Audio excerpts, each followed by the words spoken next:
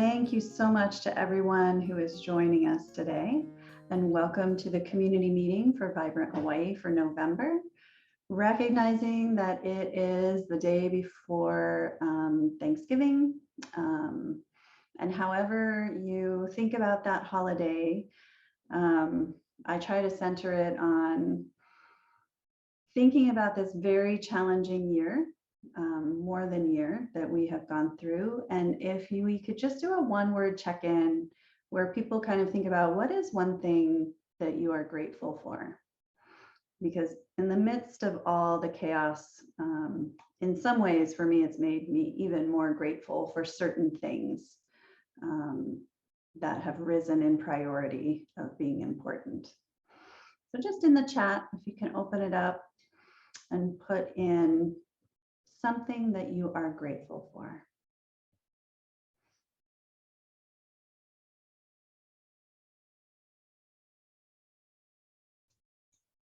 Amen, Joel. Technology, family, health, yeah, couple family.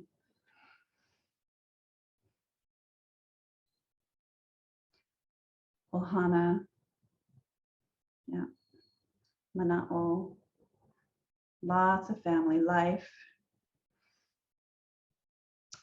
Yeah, I think I'm gonna add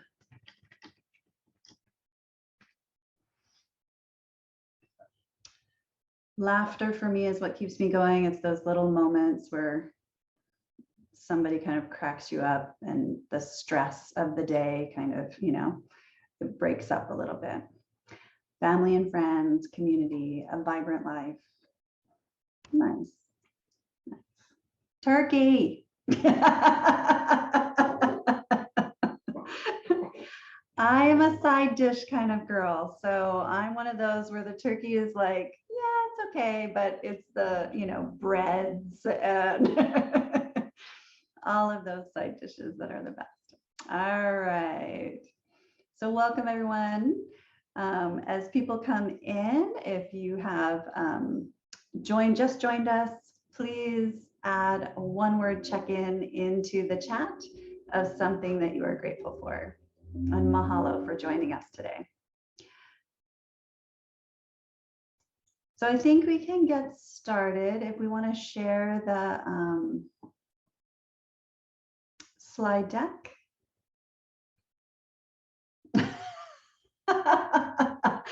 It's officially acceptable to start decorating for Christmas.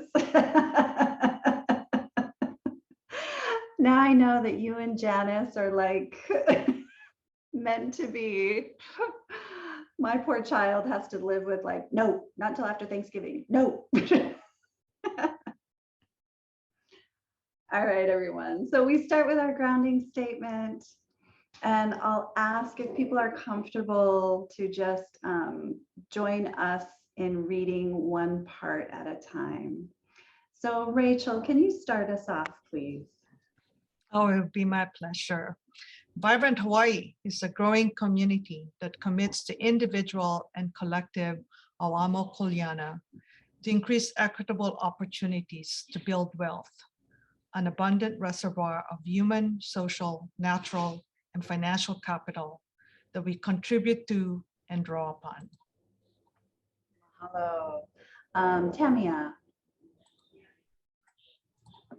Aloha, everyone. Our kuleana is to convene conversation so that all va'a can travel toward a common goal, build community awareness, will, and action from the foundation of our shared values, shift deficit narratives, systems, and policy that perpetuate poverty and inequity, and implement strategies that are developed and resourced by the community and reflect Native intelligence. Mahalo. Farah. We value equity and belonging, and we demonstrate this by being willing to let go of our assumptions and biases about each other, speaking up when we recognize barriers that prevent us from participating, prospering, and reaching our full potential, promoting full family engagement and participation, and raising our own and our collective belief that wealth, abundance, and prosperity is not a pie, More for others does not mean less for ourselves. Mahalo. Cherie. We value aloha, and we demonstrate this by acknowledging that aloha is unique to Hawaii. It is from this place, by valuing aloha, we value the vast and unique genius of the people of Hawaii, and we prioritize the knowledge, skills, and solutions of its people, recognizing that aloha is an action modeled to us by our environment, and we validate its aloha through aloha aina and our willingness to suffer a little so that no one has to suffer a lot. Mahalo. Kata. We value Awamo Kuleana, and we demonstrate this by commitment to empowerment rooted in our belief that everyone has skills and abilities, but needs circumstances and opportunities to express them, promoting language that recognizes a person's abilities and shared ownership and accountability. If any of us stumbles, we all fall because we are all connected. Mahalo. Do we have? There we go. All right. Miss Fern.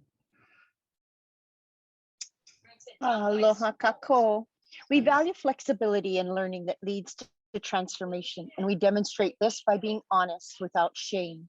When we don't know, being courageous, adaptive leaders, even when it calls for difficult conversations, and even when our outcomes look like failure. Demonstrating ahonui and ha'aha'a as we hold tension to achieve change, and practicing makavalu and acknowledging that we each hold one piece that is a part of something bigger. Mahalo. Thank you so much to all of you for joining us in that. And I think, Tamia, did you want to go over the agenda for today or move right into presenter? Let's take a minute and just go over the agenda real briefly so that everybody kind of knows where we're headed. So Ku'uhiapo, if you can put that's the agenda up on the thing, that would be awesome. So what we have today for everybody is we have a presentation by our West Hawaii complex. Our guest speakers today will be talking about their project, and I don't see the name here. So it was a GEAR grant project. I know Julie will be introducing them shortly. And then we will have core team updates from our education core teams. And then we will be doing a survey that will be led by Kalehua, Investing Your Being survey. And then we will open the floor to any of our participants to allow for any updates or anything that you folks might want to share with this group. And then we will be closing at about 11:55. Mahalo. So I'm gonna pass it back over to Julie as she introduces our presenters for this morning. Mahalo. Okay, I'm gonna bring up the deck. Okay, here we go. All right, so I am really happy to introduce today Joel Matsunaga from the West Hawaii Complex. He serves as the West Hawaii Complex Area Health and Physical Education Resource Teacher. And he and his team, I don't have a picture of Fern White on here, but she is joining us today. So I want to acknowledge that she has been a key part of these efforts, have worked closely to build the Noke Ola Pono Ona Keiki project, which seeks to increase not just the physical health of our keiki, but the mental and emotional health as well, which we know has been so deeply impacted by the pandemic over the past year and a half. So I want to welcome Joel. And if you need to share screen, I'm going to stop for a moment. All right, aloha everyone. Good morning. Thank you so much for giving me this spot to just kind of share. I am in a satellite location today, so kind of just thought I'd start by telling our story. And just to clarify, Miss Fern and Miss Donna are, we are a team. In no way are they my team, and they, man, so thankful to have them with us today. And thank you for always keeping us grounded. So I'd like to introduce Project Noke Ola Pono Ona Keiki. for the health of the keiki. And that's just our, it's branded, you know, we've got hats as prizes for some of our events. And it's just our central message and the central idea of this, that we all know mental health, physical health, overall wellness of our student and school population just, you know, took a big hit due to the pandemic. And this was, I guess, really felt in the physical education and health education community in West Hawaii. We lost quite a few of our lines or our teachers in positions for physical education. We've always had a shortfall of physical education teachers in elementary schools. So just structured physical activity and students having access to the physiological benefits of cardiovascular exercise, you know, that stress reliever, that mood enhancer, just the physiological benefits of that come with those academic behaviors. You know, we're just missing some of that formalized education. So this project really kind of seeks to establish a wellness community within schools. So Hiapo, if you don't mind, on the top of the menu, going to No Ke Olopono Ona Keiki, that tab there. There you go, yeah. And this is just the complex area website from my position. A little background on me, I'm not a physical education expert. I'm a reformed elementary school teacher. I spent about 5 years in public health, but when I say reformed, you know, I taught elementary school in charge of all subjects for 10 years. And we really tend to focus on the core content, mathematics, language arts, science, social studies. And often, you know, it's really hard to integrate things like physical education and health education into that. So one of the pillars of Project No Ke Olopono Ona Keiki was to start with some PD or some professional development for teachers. So we started with a PDE3 course, and those are used for teacher reclassification, so they can earn credits, and with accumulation of credits, teachers can move up in the pay scale.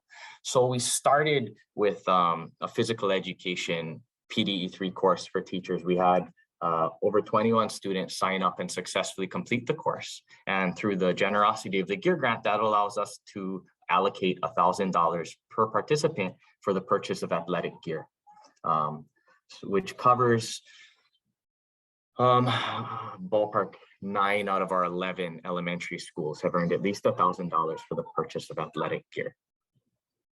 Hiapo, if you can scroll down just a little bit there.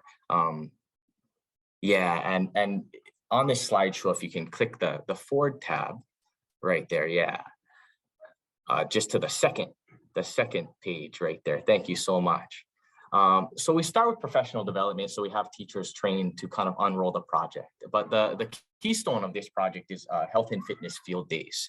And what we're really seeking to do is establish wellness events and bring in community partners to help run stations for these wellness events. So far, we've had 3 this year, about 10 historically, most were pre-COVID. But we do have a pretty COVID-friendly format where they're station-based. Students rotate within their Ohana bubbles or their classes from station to station. They sanitize in, they sanitize out. Everyone has universal masking. And all volunteers are vaccination confirmed, because on Haido campuses, that's a requirement now. So Hiapo, if you can just scroll down a little bit here. Yeah, so we have just some pictures of our Kohala field day. Miss Fern came in and ran a Paniolo roping station. Yeah, so and that's kind of one of her expertise. Yeah, that's her expertise, and you know, that's one of the things we seek with the community partners. We ask that they come in and share their expertise, and that's Hawaii Aquatics. And they came in and did an aquatic safety module. Or an aquatic safety lesson, and they were able to service all grades 3 through 5, Miss Fern, all students K through 2. But yeah, it provides exposure to those, you know, for external resources and community organizations, and we hope by teachers meeting them and admin meeting them and then participating in the field days, that it kind of creates a school to community bridge and leads to further connections. That's Hawaiʻi Mediation Center, who came in and ran a hip hop dance session, and those are just fantastic pictures. One of the great things about a small community school like Kohala is, you're just a celebrity after when you see every student in that school. Every student, I went and grabbed lunch after this, and every single student in that school had seen my face and tiny shakas. Yeah, so just good feels all around. And we had some district RTs, some district staff come in and help with running the stations that were designed by me and some of our team. And those are centered around the allocation of athletic gear. By throwing this event, the school also earns an extra $1,000 in athletic gear. And I look at this as an opportunity to train an entire school population, students and teachers, on structured, rationalized physical activity in one day. You don't have to pay for subs. You don't have to you don't have to pull teachers out of their classrooms. And then the athletic gear purchased, we've shown them how to use it. We've trained the students on that game, and hopefully it makes them less intimidated during their structured PE time to take the students out on the field and do those games as well. Meaning that those students are getting a higher percentage of cardio, hitting their target heart rate. And we are seeing the physiological benefits of that cardio in schools, including increased brain activity. There's also pictures in here of me doing a fitness assessment, which just tests kind of the cardiovascular health of the student population. And it kind of gives you a bearing on where those students are. So for example, Kohala, I was able to do pre-pandemic and I was able to do post-pandemic. And one focus group of about 12 students, their fitness rates dropped to about 50%, showing, and it's a really skewed small piece of data, but it really does kind of demonstrate that physical activity really dropped among our student populations. Hiapo, if you could scroll down just a little bit. So this is, and we'll just be sending out this website, and I like that we're navigating through here because this is kind of the project partners landing page. And if you can expand that, Hiapo, there should, on the top right-hand corner of this project partners landing page, yeah, there should just be an expansion tab that should open that, and hopefully that displays. Yeah, so this is just set up as a virtual classroom for project partners. And one of our asks with community partners, there's actually a little flyer right there in the bottom right-hand corner. But one of our asks is that community partners, if they're willing, come in and try to participate in these health and fitness field days and make those connections. And if you click on the event dates, that's the No Keolo Pono Kako, the red logo on the top. This is a live form. Yeah, so these are the events we have scheduled so far, and we will be having more throughout the year. And I guess one thing about West Hawaii, that's 19 schools, and we're servicing Pauilo all the way to Ho'okena. So that's a pretty big geographic area. Yeah. So the community partners that show up in North Kohala, they're not going to show up in South Kona just because, it's completely out of their district. So every school, every event, they're so different. And this year, it's a building year. We're purchasing the gear to build infrastructure to make these events annual. And, like here in Waikoloa School, they're having a lot of problems with recess. And I think their field day is kind of going to look like more of a recess centered field day where we're structuring some recess activities and some recess zones. And then we're running the entire school and staff through those recess zones and kind of training them on universal rules and expectations for those games and exposing them that way, and also qualifying them for some external gear to help bolster that. But that being an event that's established, once they have that schedule worked out, which is the hardest thing for every school. Yeah, they have such different schedules and such different populations that they're really complicated things to schedule. But I find that once they make that schedule, then it's much easier to add another event to the calendar next year or next semester. And at this point, I'd like to just see if Miss Fern or Miss Donna would like to jump in and share any of their mana'o with what they've seen and also being a pivotal part of this journey, or if anyone has any questions at this point.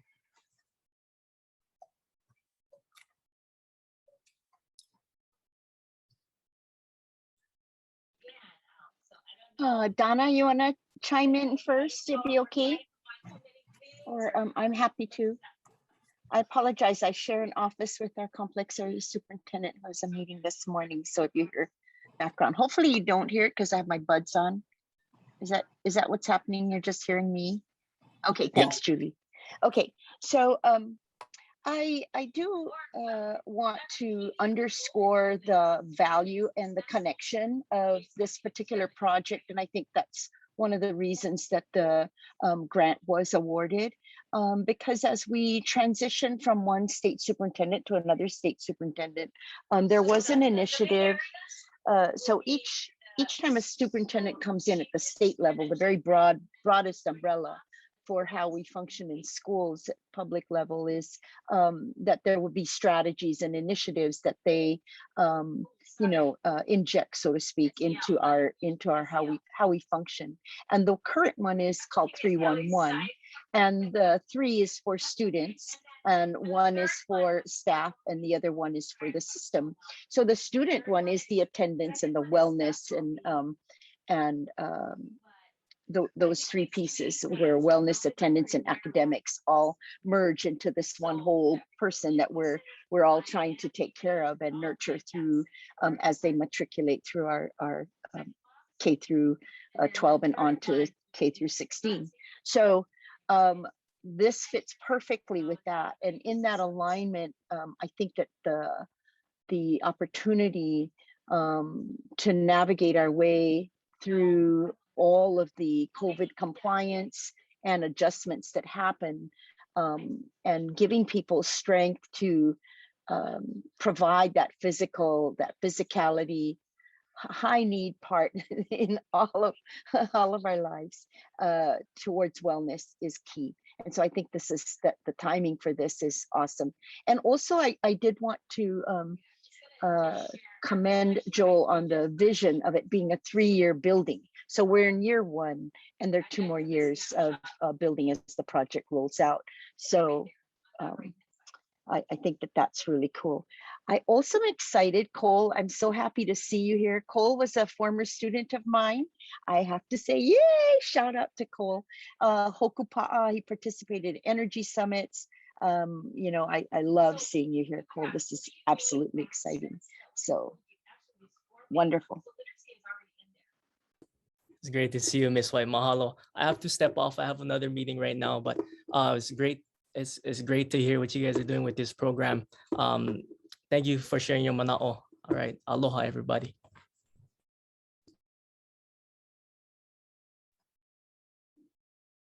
Yeah, thanks, Miss Fern. I think the project is really in a building phase right now. And at this point, what we're doing is we're just playing octopus. Yeah, we have 8 arms. We're reaching in as many directions as we can, and we're grabbing onto whatever we can. So we're really just in the process of building these events, networking them, and figuring out how to make them better. And that really is where the community comes in. As a team of 1 or 3, we can go in and make these field days happen with the schools and support the existing field days or events that they have as they are. But I really think, when the community gets involved, like they have in Honoka'a and when they have in Kohala, they're just that much more powerful. And, just KTA donated apples for Kohala Middle School and Kohala Elementary for their field days that we already had. And they donated, one thing they did was they donated coffee, little coffee drinks for the teachers too. And, just for like us teachers, we love on coffee. I think you can tell by the way I'm talking, I've had too much today. But yes, I do. I do want to say something, Joel, with the community partners in this particular group, in this wonderful Vibrant Hawaii community. When we look at this, they may have someone in the networking that they can refer and send off to you. So we appreciate that they're sharing your presentation, and now they'll have the Google site for the your wonderful community your website for your work as in our district. So that's where others that are here today might be able to say, oh, okay, a station with regard to wellness. I have someone in the West Hawaii area, especially maybe down, in areas that we haven't had the opportunity to do field days.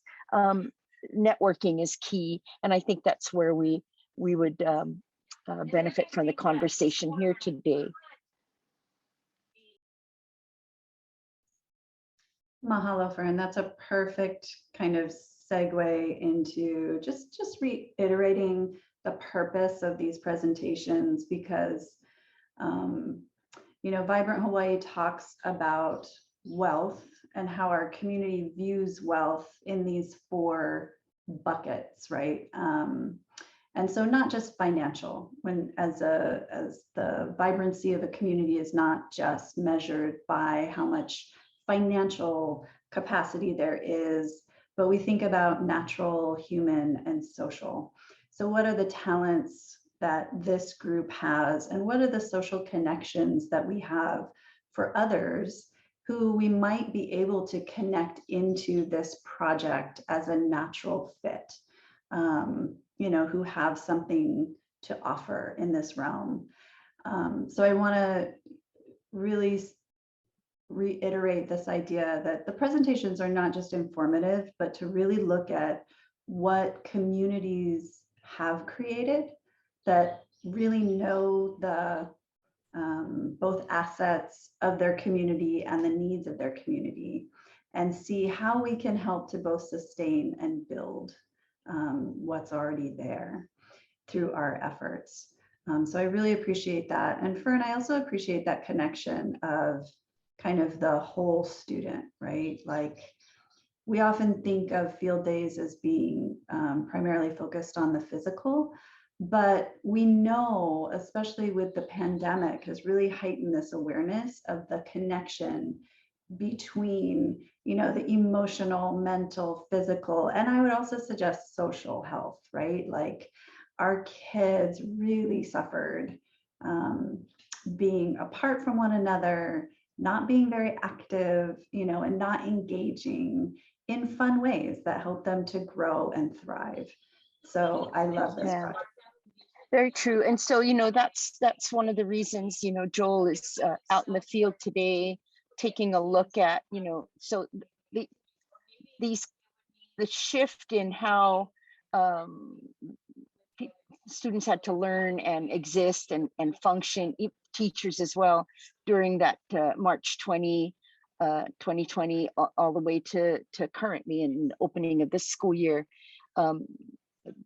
It manifests itself in behaviors within the classroom, at home, in the community, and on the playground, right? And so it begins to manifest in, management and behavior, and just not realizing how to be a good human being. And so I think when it is all more imperative upon all of us to be that model of goodness as in general. So the field days certainly are that opportunity. And then the PDs, that gives the teachers some framework and structure and ideas about how to organize what activities there are, so that learning can take place in, a supportive, mentally, socially, the social emotional learning piece. So that's where the 3-prong approach is really effective. And kudos to Joel for thinking through all of that.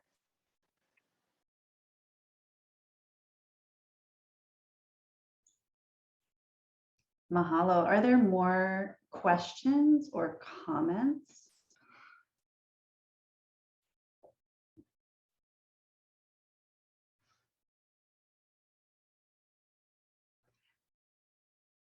I'll ask a question. Because you said this was a 3-year, right? And this is really the building of it. And so when you say 3-year, does that mean that you're going to kind of, build the skills and, equipment needs and things like that, and then the schools will eventually be able to do this on their own without I'm just curious, how do you keep the community engaged? How do you keep, that feeling? And then, yeah, how can we help you get there? Yeah, Julie, that's a really great question. I think the sustainability piece is, well, number one, this year there's just the Cinderella Fund, there's the Gear Grant. Next year there's a sustaining fund. We have a smaller grant with the Roberts Foundation.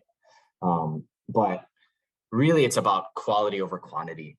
And 19 schools, it's really hard to have really meaningful established fitness days set up in 1 year. So it's kind of about getting pilot schools and using the school model form, where we have schools that are well-oiled machines, and it's a rapid templating of that format that we can take and focus on other schools. So next year, Kohala, Honoka'a, probably Ho'okana and Pauilo, they'll be able to run these autonomously, because number one, they had these field day formats through the district already set up pre-COVID, but we're bringing them back and reestablishing them and also bolstering them with some of this funding.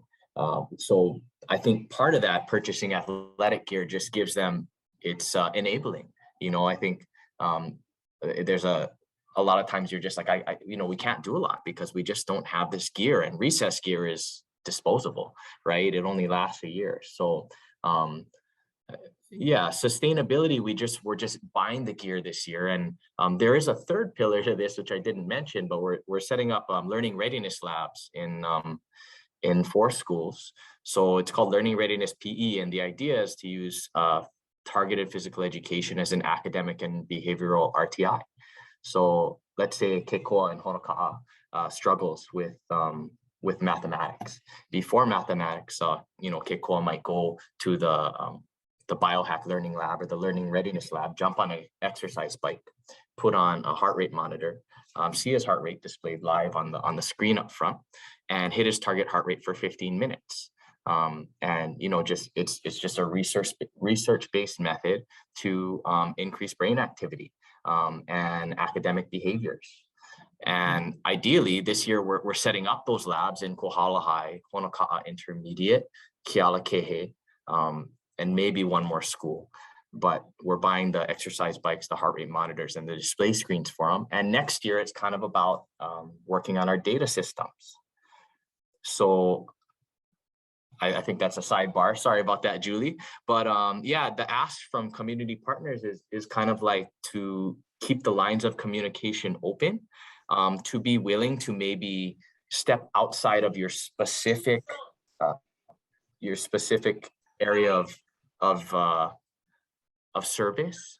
I like Hawaiʻi Mediation Center was hesitant to come out and run a hip hop dance station because just their director felt that, and bless their heart, they came out and did it. Their director felt it didn't quite align exactly with their objectives. But after doing the event, they signed up for as many as they could because number one, they saw the metrics of how many students they were actually able to service that day.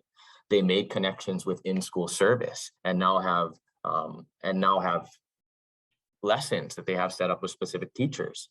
And I just think tangibly seeing someone's face show up on campus and being able to actually get into the schools, a lot of principals are still really hesitant to even let community partners into the schools, and this provides a format to do so. So yeah, 3 years, that's the plan, building, kind of keeping the wheel turning and perfecting some of these days, and then trying to get as many of these schools on board across our district as we can. So I think this year we'll hit at least half of them. And hopefully half of those schools will be able to perpetuate these on their own next year. But as long as my position's around, I'll be there to support that.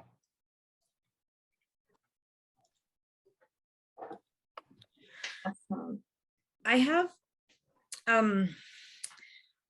Joel, I want to maybe connect you with our athletic director here at the University of Hawaii at Hilo, for a couple of reasons. As I listen to what you're sharing, we always try to give our keiki role models and aspirations to reach for. And I think as we look at college athletes and bring them into the schools, it's a way for students to think of college differently. I don't have to be the straight A student to be college material, but I might be able to play basketball or volleyball, do what I love and still go to school after high school. And I love the fact that you're working with elementary school students, because we don't normally touch that demographic when we're talking about enrollment at the university. And so I do know for a fact that our athletic director and his coaches are always looking at opportunities to partner with community. For example, our tennis coach pre-pandemic used to go and tutor at the local high schools and really just, be there for the students. I think there might be some interest. I won't speak for him, but I think understanding a little bit more the objectives of your project and being able to see how our athletic department might be able to come in and teach real simple skills. I mean, like tennis and just holding a racket and being the whole eye-hand coordination kind of thing. But simple kinds of things that can also pique interest and curiosity for students to go like, Mom, let's go play tennis this weekend or whatever. And so I think there's multiple benefits there. And being this as the education stream, I like to think of the entire I heard it earlier, K-16. So thank you for that. Always remembering that there is that next step, right? And so the West Hawaii region of the island is really tough for us because students there look at Hawaii Community College as Palamanui as the option, but then actually like going to the Manono campus is like, ooh, or even the UH Hilo campus. I've heard students say, well, if I'm going to go to UH Hilo and I got to move there, I'm going to move to Oahu at the same time. Just go, if I'm going to go for the gusto. But how do we make it a reality for our West Hawaii keiki that we are here on the same island and there's this resource? Yes. And you can be an athlete and still excel. You can be one of our academic athletes in that regard. So I'm happy to help make that connection with our athletic director and see where that might go. Right on, Farah. That would be incredible. Thank you so much. I didn't realize our chancellor was on. Yes, Joel, thank you for that. And so our athletic director reports directly to the chancellor. So who I'm meeting with this afternoon. So I can actually have her do the intro as well. Either way, we will try to make that connection. Well, I think that's in the strategy. I think we interpreted it in the narrative and the strategy. We'll definitely follow up on that, Farah. Thank you.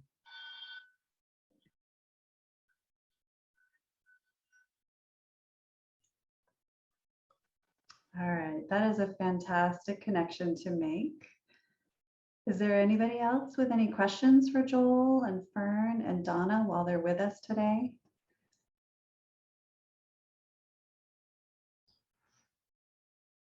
If not, I just really want to offer mahalo for what you're doing with the kids, the efforts that you're putting forth in making this happen and making those connections happen, which is not easy as you are also, doing recess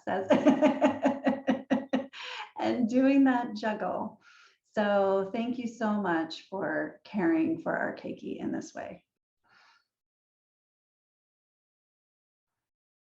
And with that, I will hand it over to Tamia.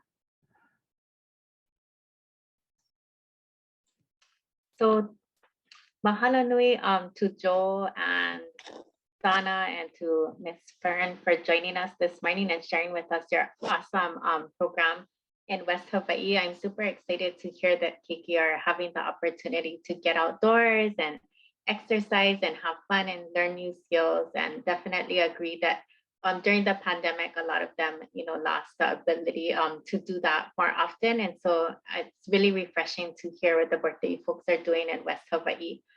So mahalo for that.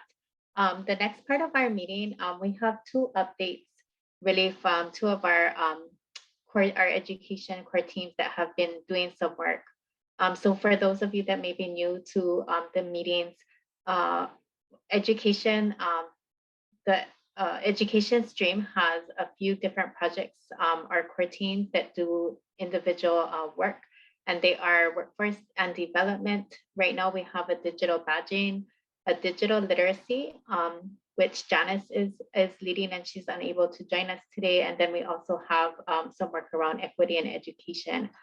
So for our workforce and development, we actually have Julie this morning who's going to share some information or updates on what they've been doing. And then Kalehua will update us on digital badging briefly. So you can go to the next slide. Thank you. Mahalo. And thank you very much for putting in the chat, Kalehua. It's what we're working to do with these presentations is to move them away from just being informational and really be connecting points, as we saw here today. So there's a survey, if you could take a minute now to fill that out. And we're kind of following up with people to see what connections and track what connections are made to see these networked impacts on our community. So mahalo for that. So I don't lead workforce and professional development. I'm stepping in for Rebecca, who couldn't be here today. And Caroline and Susan also have a myriad of things going on. So I'll ask Farah and others who are involved in these conversations to add details as I kind of go through. So workforce and professional development have three kind of overlapping projects that we've settled on. And the first one is to create an inventory of internship programs and best practices on Hawaii Island. And this has these two parts. So it's what exists on the island and creating some sort of searchable database for that. And also what I am personally kind of interested in is researching and documenting best practices. And that's because it overlaps on what I do at UH Hilo as well.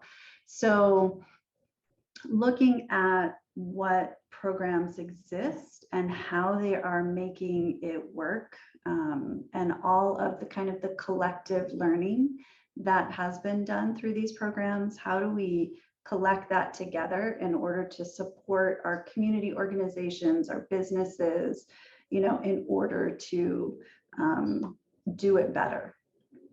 The second part is developing a career navigator program, which is a little bit more intense because it has these elements of having people with the role of career navigator, of helping people to find the internships, to prepare for the internships, to make the connections, to build the skills and learning necessary in order to then be successful and potentially then document, you know, how things go throughout the process and what support is needed.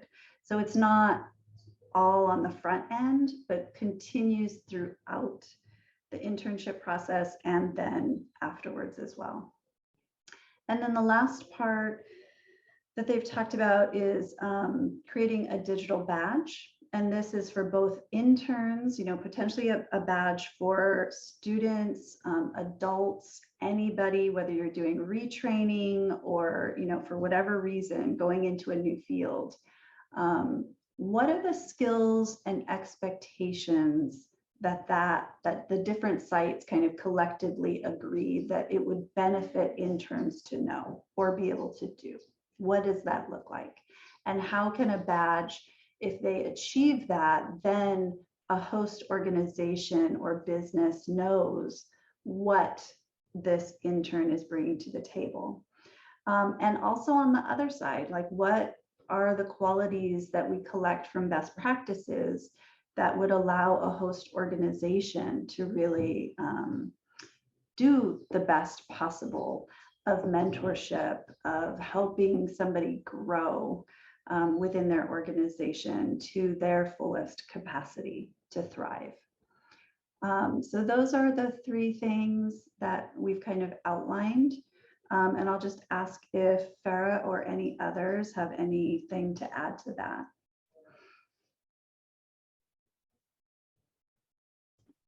Julie, the only thing I would add is for number one, creating the inventory.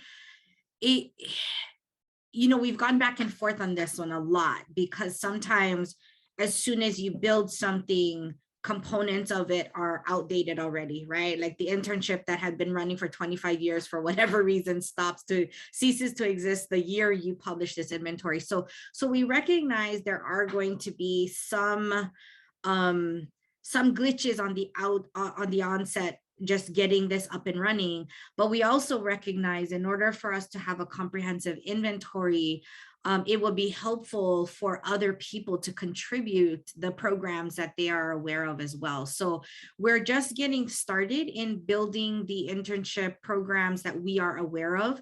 And then from there, we will probably send out an invitation for people to add to that before we go live. So we're still in the early stages of that. And if you have any programs that you're aware of that you'd like to share with us even before the invite goes out, please feel free to reach out to us by email, and we'll make sure that those are included.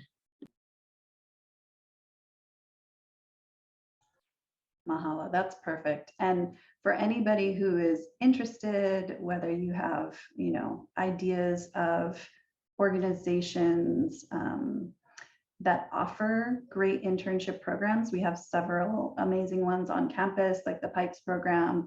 We've got the Akamai program with Lisa Hunter.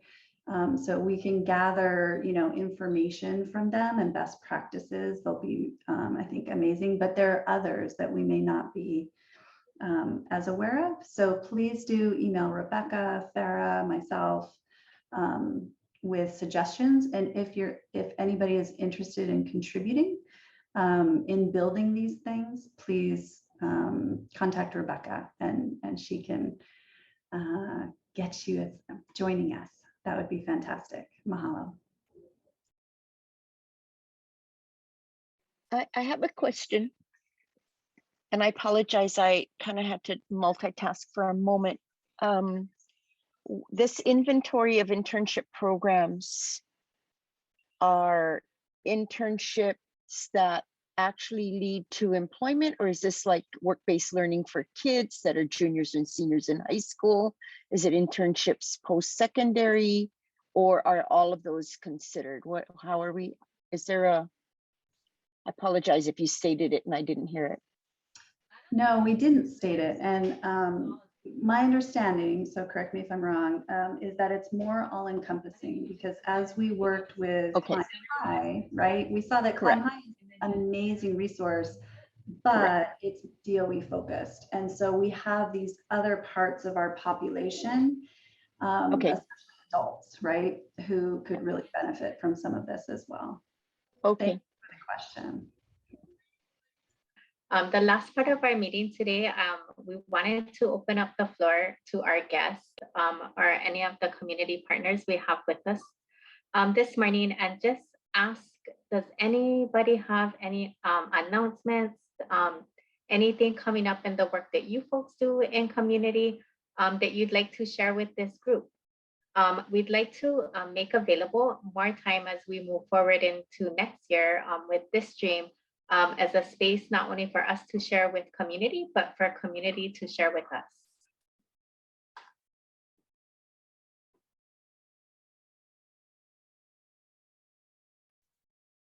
Can I introduce myself to everyone?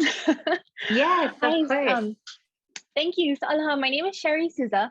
I'm the new Post-Secondary Success Program Officer with the Stupski Foundation.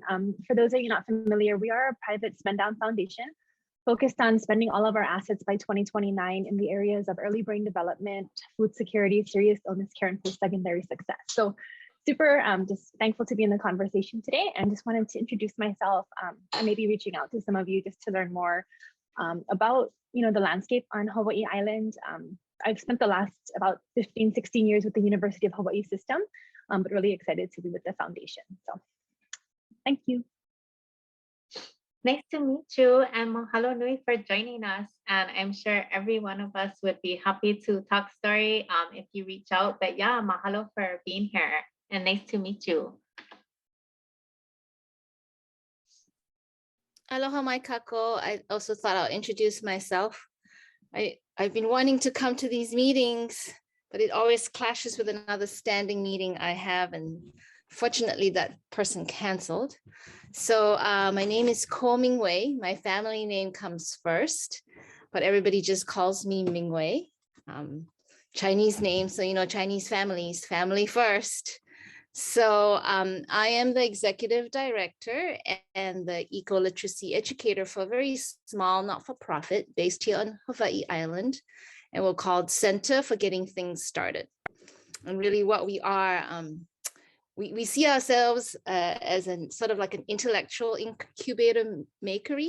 We help get you started, especially in areas of sustainability, be it in education for sustainability, appropriate technology around sustainability, a lot of AINA work. And we build your capacity and then we send you off. So much of our work right now is really focusing in school learning gardens and farm to school. And I was especially wanted to join this one because of the presentation from Joelle around the health and fitness, because one of the things we can see in integration with the health and fitness, obviously, is the school learning gardens, getting the haumana out to work the gardens, work on the AINA, is really a way to contribute to health and fitness and wellness. So thank you so much for letting us join. I'm hoping to shift that standing meeting so I can be more regular and think of, again, several ways of how our organization can support Vibrant Hawaii and vice versa. So mahalo again for the invite. Mahalo, Ming, for joining us this morning and for sharing about your organization and the work that you folks do in community. And we'd love to learn more. So feel free to reach out to any of us that you see here. Julie, myself, Rachel, we're the education stream team. But yeah, we'd love to see you more often moving forward. Mahalo for sharing.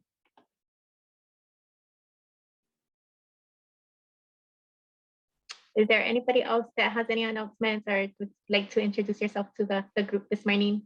I'll go. Sorry, I just came in from a walk, so I wasn't going to be on camera. But my name's Angela Thomas, and I live in Waimea, and I been excited to join this group. But my background is in early childhood education, which I hear you talking about kindergarten through college, or at least into college. And I'm really concerned about making sure that we also address the needs for childcare, which we consider care and education, because we've obviously lost a number of spaces for families during the pandemic, and we're trying to rebuild. And I know it's a big priority for the County of Hawaii as well. So anyway, that's basically my focus in terms of participating in this education group. I also was able to recently get some funding for a community profile to be done around indicators specifically to find out where our children are, how many of them there are, and what's happening with them, both in terms of health and also in terms of childcare placements.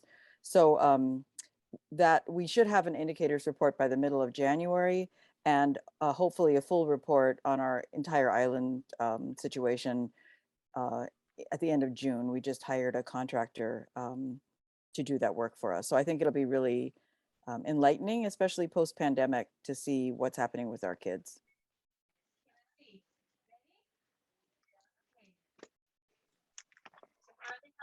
Mahalo for sharing, and nice to meet you, Angela. My name is Tamia McCaig. I'm the co-chair, one of the co-chairs for the education stream.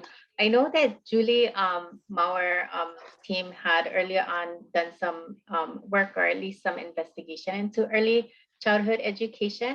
So I don't know, Julie, if you want to speak to that right now, but we'd love to keep communicating with you, and feel free to reach out to any of us We don't have specific projects around early learning right now, but I think we all do agree that it's something that's super important for our communities, especially with all the repercussions of COVID as well.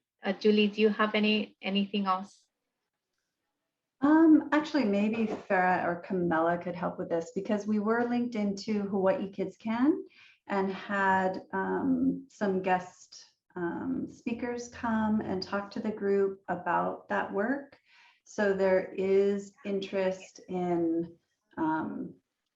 getting connected in more supporting legislation that's going through that supports our keiki at that level. So yeah, it has been a conversation within our group, but then it kind of shifted to workforce and professional development. So I'm not sure where that may move in the future. But what I actually really appreciate about these meetings is that we get to hear, right, where the concerns are, where the interests are, and can kind of follow up with that, so we stay aligned with what the community both needs and sees going on. So as you do that community profile, I think that would be a fantastic, we'd love to learn more as we start having an understanding of where our kids are and what's going on.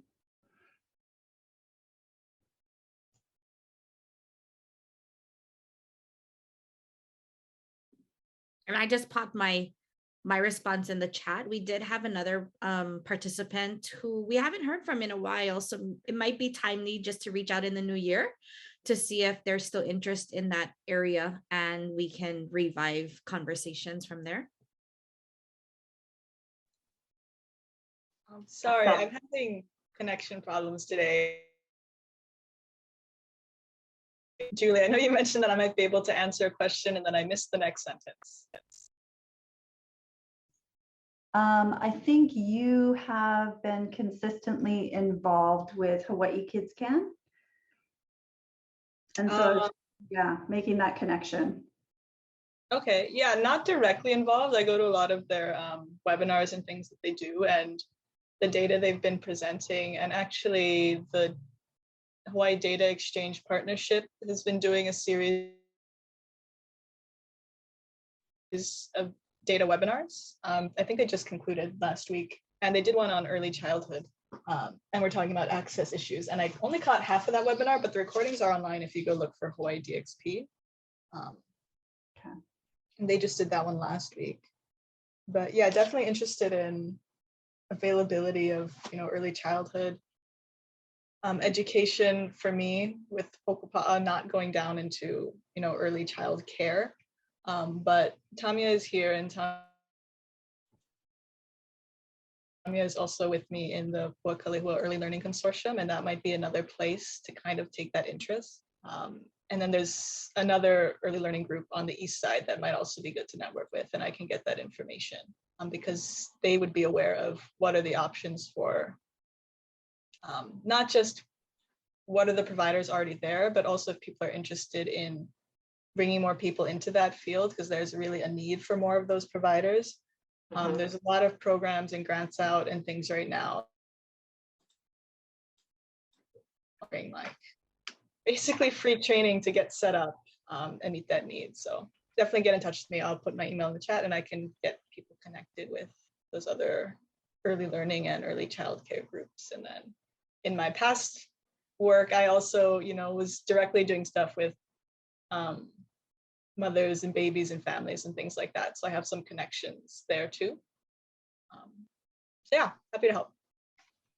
Mahalo, Camilla.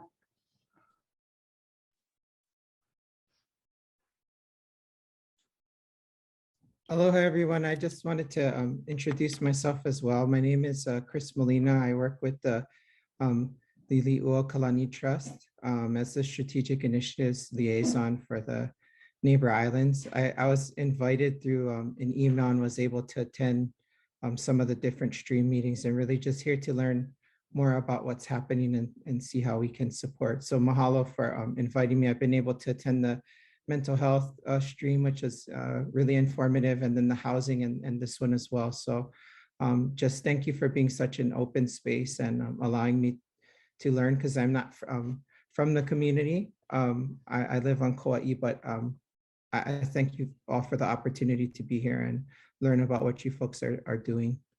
So mahalo.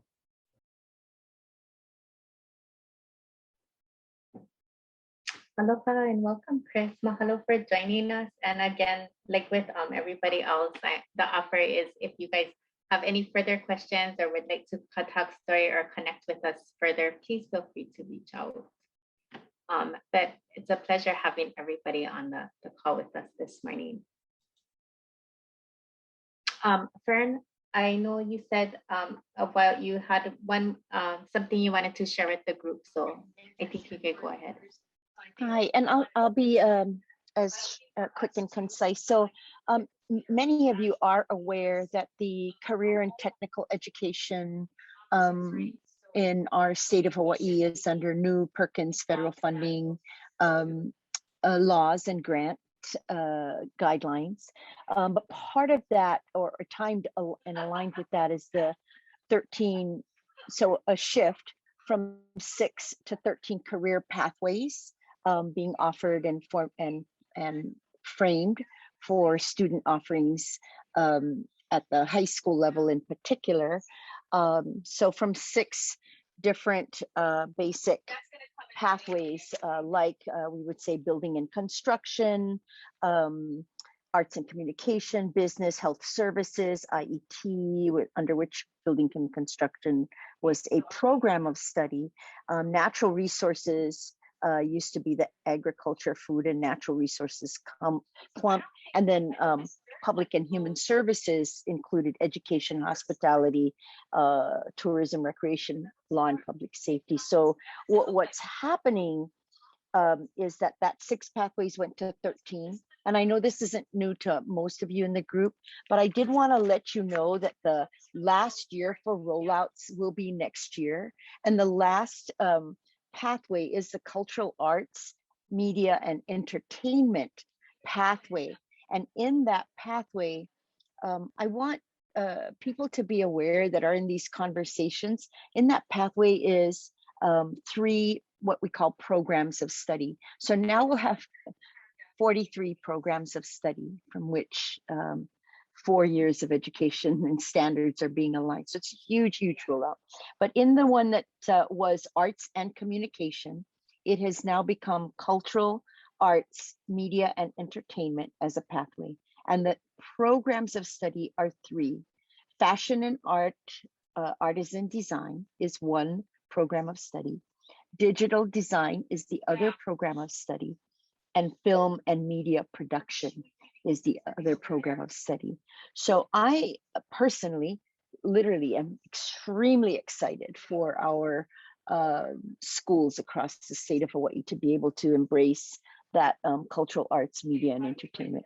This year, by the way, the hospitality, and also, excuse me, next year will also be hospitality, tourism, and recreation, under which you have culinary arts and sustainable hospitality and tourism management. So I just wanted you to know where that's going and what's been happening, because in the world of each school and campus, you probably heard about KAU's fabulous partnerships, but in that whole world is whether or not we'll have teaching resources to actually support the offerings. And so state is going to be looking for professionals in that area, and also looking to meet these. There's going to be an opportunity for a pathway advisory council, wherein those are industry people in the pathway advisory council. So be aware that that's coming down the pike, and if you're at all interested in that. The other initiative is the computer science. So across the state, by the end of next school year, I guess 2023, every school K through 12 should have a offering of computer science, and there's a clear definition. It is a law. We're looking at Act 158. So your child, children in our realm are all going to be looking at what digital literacy should be, and it's no longer just reserved for a few at the high school to take a computer science or programming class. And CTE also has rolling out this year the IET, which includes programming, artificial intelligence, along with web design, networking, and cybersecurity, all as little 5 pots of programs of study. So lots happening on how education is rolling out. Just wanted to let y'all know.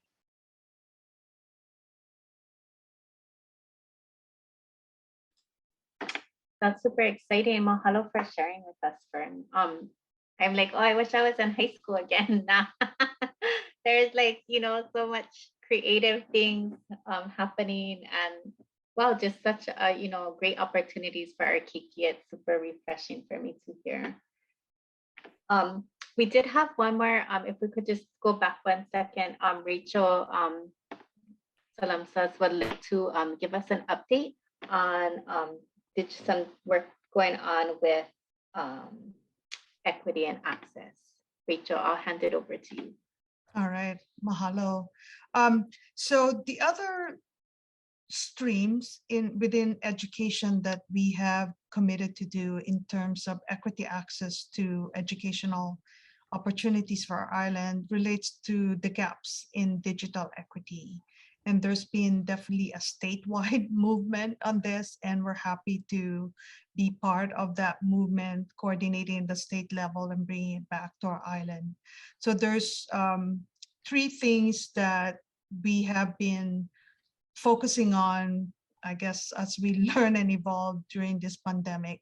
So the first one for Vibrant Hawaii is active participation to the broadband Hui.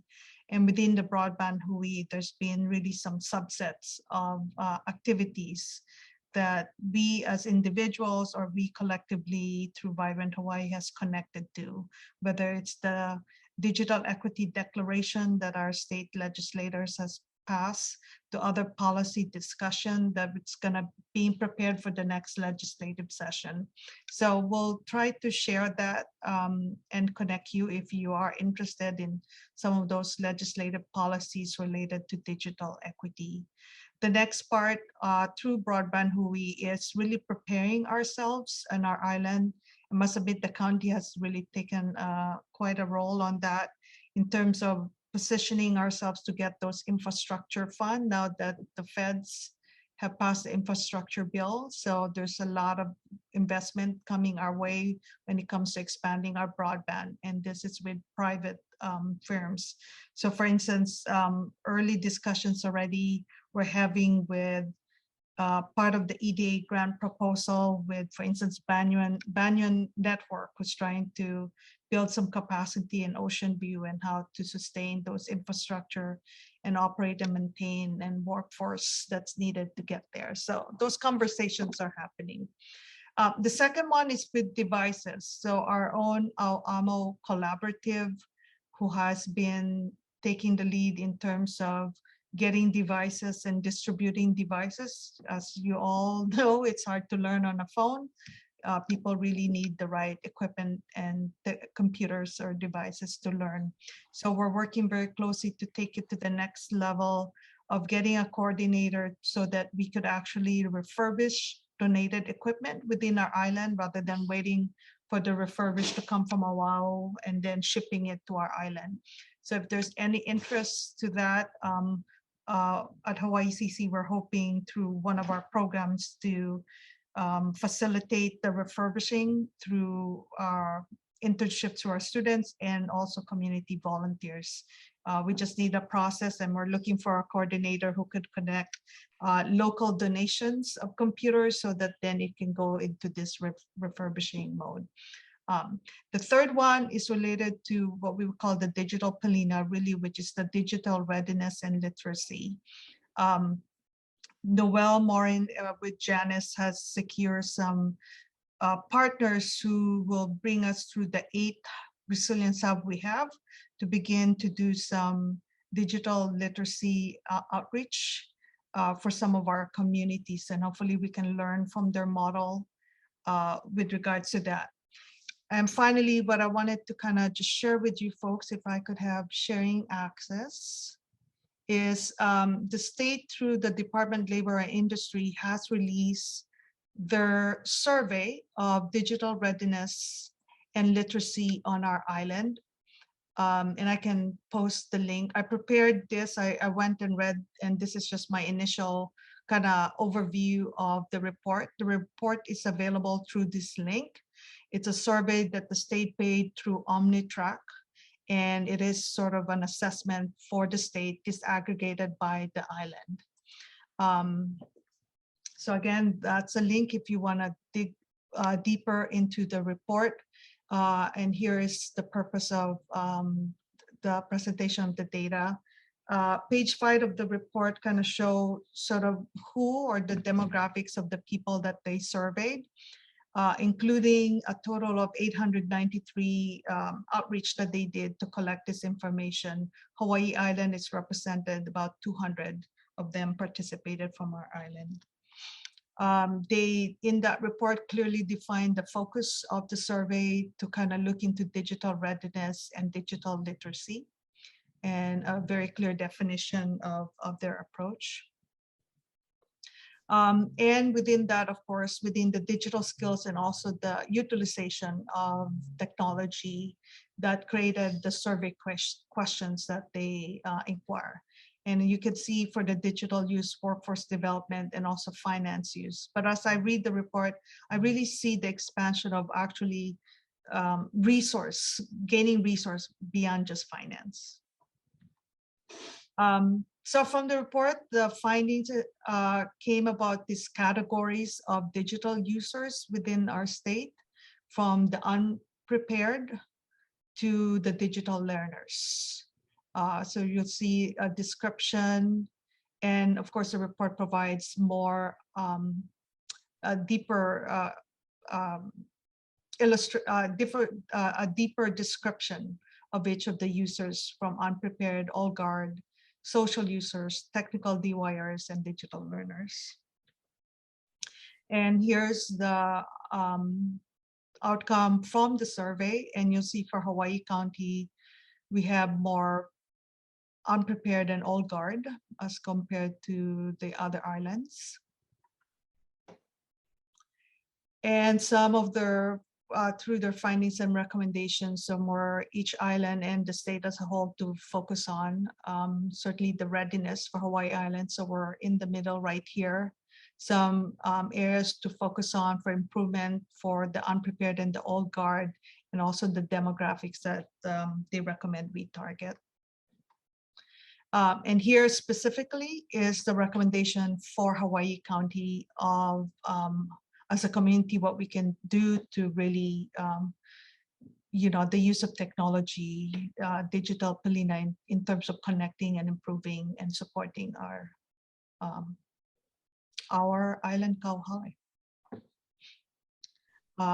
And just the last part of the slide, this is some internal conversation we're having at the college on, you know, what we can do, and certainly my call to action to us also as a community, where we can go to support any kinds of programs and offerings, in addition to wraparound support and services to our community.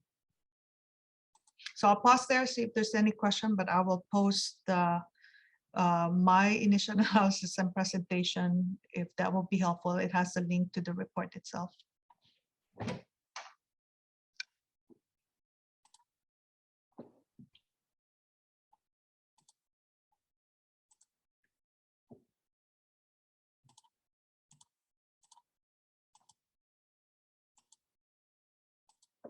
And with that, mahalo for the opportunity to present and update. Mahalo nui for sharing, Rachel. Yeah, I saw that report, and yeah, super great findings, and there's definitely some call to action that we can do within our community around that. There's just one more thing. Farah wanted to share with us or make a comment regarding the food sustainability conversation that was going Sorry, Kalamaya, if I missed. Yeah. No worries. So I want to just piggyback one detail onto what Rachel had just shared regarding the digital literacy report. The group that met earlier this morning really discussed like how do we build momentum behind this. So a report is good, but like anything else, it can just go on a shelf and collect dust. So how do we identify action items and start moving on them? So there's a small group that has already agreed to meet monthly for the first 3 months of the year and try to put something together. So if anybody else is interested, reach out to Rachel or I, and you're more than welcome to join us when we start reconvening in the new year. And on the topic of digital literacy, at the university level, I just wanted to share that we continue to try to support our students with access, because digital access is important for those that are joining us remotely while they're taking online only courses. And through our federal funding program, we have been able to get out several rounds of hotspots and even loans for laptops. But this is how quickly they go. Like my office will get a request that says, can you please send this message out to students? And we send an email every Sunday, and they now specify, but please don't send it in the Sunday email because it's probably going to be all gone by then. So that's just how indicative of how much of a need there is still for this access, even though we're 20 months into the process, into the pandemic at this point. So just sharing that because there continues to be great need. And the one other thing I wanted to add on real quickly, because I was seeing in the chat some conversation about food access, food security. At UH Hilo, we've continued to provide meal bags for our students and do food distribution. We're in fact doing it today because one of our normal days are Thursdays, but tomorrow is the holiday. And so with regards to food security, I want to just remind everybody about the initiative that we participated in last year as Vibrant Hawaii. We ran some of this through some hubs. The link I just dropped into the chat actually captures, it's a phenomenal report, and lots of credit to all those that contributed to that report. There's an impact report that highlights in that 6-week program how we were able to impact the keiki and the ohana on Hawaii Island. So we've started thinking about can we start planning sooner, because we had maybe 3 weeks to plan last year's summer program. So I think if anybody is interested in learning more about the keiki, Kaukau for Keiki program, which actually is a USDA summer food program, there are early conversations right now that is starting for that. And just to give you an idea, at UH Hilo, we did do both for internal, our employees and our students, as well as external, so allowing the community to come through a drive-through. And for 6 weeks, every week, being able to distribute 660 keiki kits out for families. So a huge impact. And so if that's something that folks are interested in being a part of this year, please reach out to us as well. I can offer to connect you to individuals. So I'll just drop my email into the chat for anybody that is interested or might have additional questions. Thanks, Tamia. No worries. Mahalo nui for sharing. Yeah, and mahalo to everybody. This has been a super wonderful conversation. It's great to have everyone on the call, and especially sharing the different things that we're doing, but also making space to connect. Because I think part of what we do, like Julie had said at the beginning of the meeting, is really that social capital and connecting and making opportunities or taking advantage of opportunities when they arise. So with that, I'm gonna conclude our meeting because I know we're 2 minutes over and it is the day before our holiday. And so I just wanna again, just mahalo everyone for joining us today.